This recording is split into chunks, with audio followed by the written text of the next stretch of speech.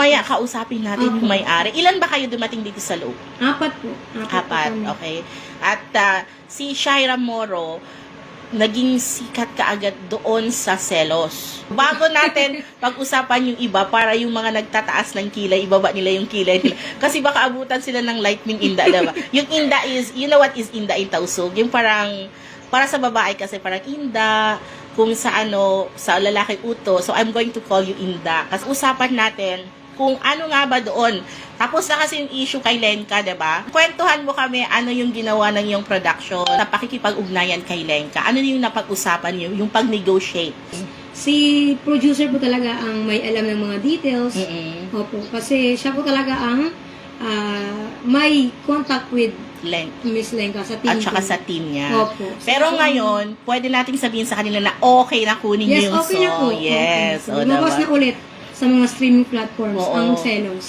Actually, dati hindi ko akalain na ikaw pala ay taga Bangsamoro. Naisip mo ba before na magiging super sikat ka because of this song?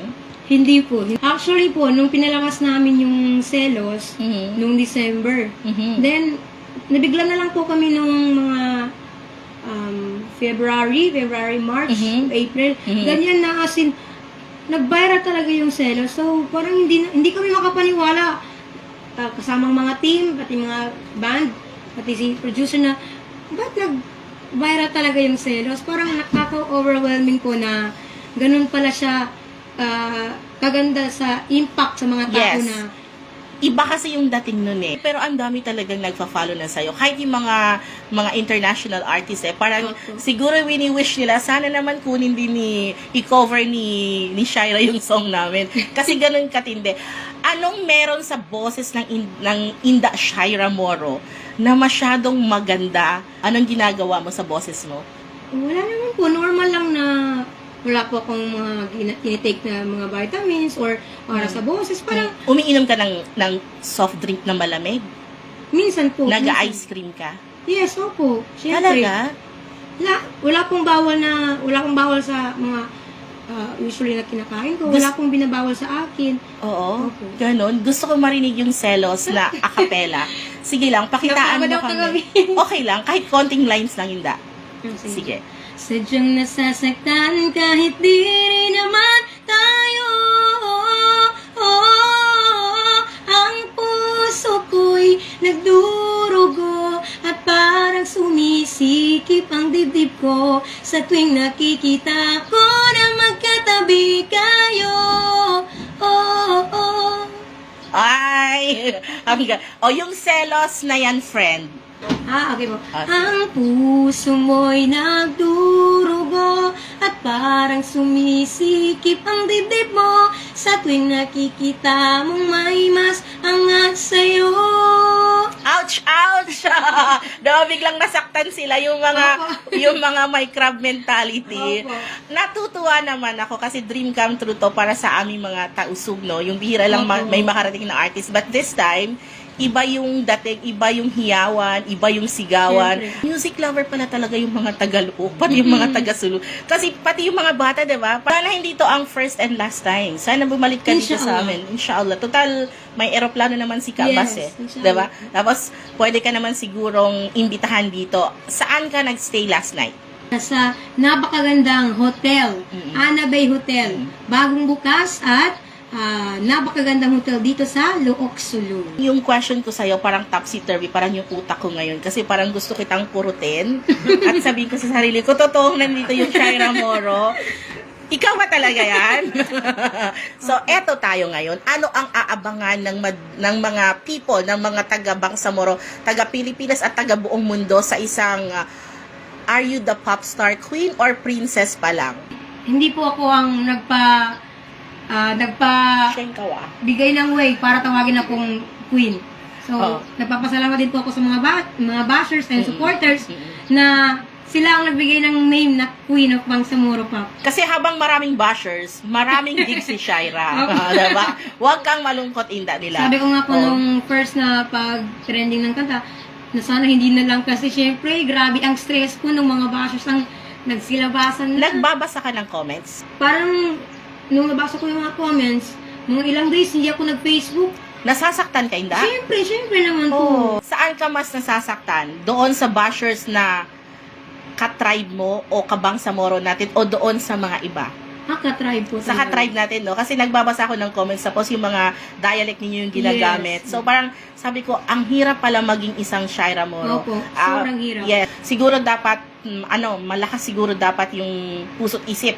Opo. Tsaka patigasin siguro sa mga basher, Yun po diba? kasi nung hindi ako nag-Facebook, so mga ilang days parang na-realize ko na, yung issue pala is nawawala din. Mm-mm. So pagka ilang days parang naging normal na din. Mm-mm. Pero parang simula nun, umiiwas na ako mag-Facebook. Mm-mm.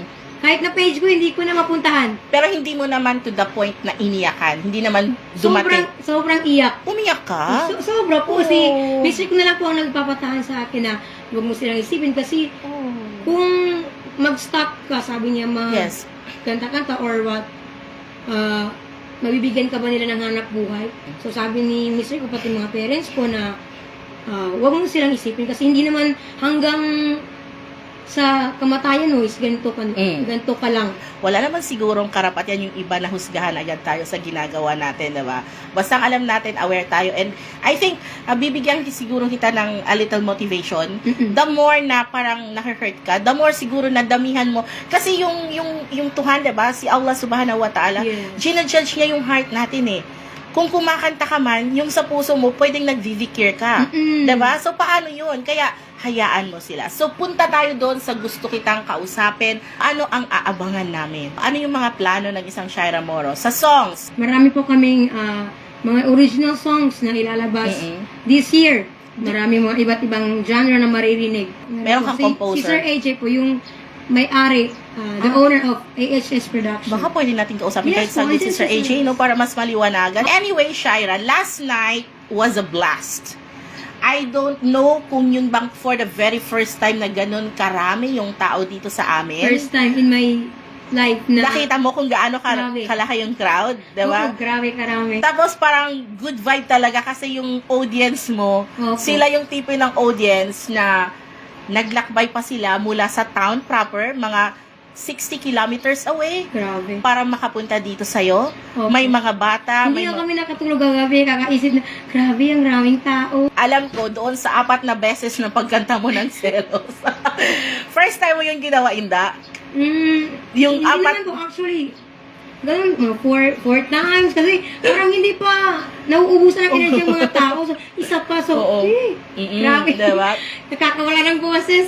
Nakakawala ng boses, pero ang saya siguro Yeah, sa part na yung worth it ang papunta dito sa Luok Salo. Sana inshallah makabalik pa kami. Abangan niyo po ang mga bagong kanta na ipapalabas namin sa AHS Production. Iba't ibang genre po ang aming ipapakita sa inyo. Ba't kailan ka ba uwi, Inda? Mamaya po. Meron ka ba gustong pasalamatan?